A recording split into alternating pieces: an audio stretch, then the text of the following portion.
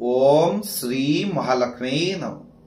मु आज आपण मानकु जणेबी देवगुरु बृहस्पति चलन संपर्क में। विगत दिन में देवगुरु बृहस्पति कालपुरुषर द्वितीय राशि वृष राशि अवस्थान करते 14 मे 2025 मसीह बृहस्पति वृष राशि मिथुन राशि को प्राय राति 10:50 चली।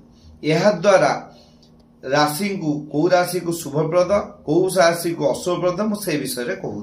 अत्यंत शुभप्रद है कुंभ राशि, तुला राशि, धनु राशि, सिंह राशि, वृष राशि। यही राशि को बृहस्पति चरण द्वारा अत्यंत शुभप्रद प्राप्त हो।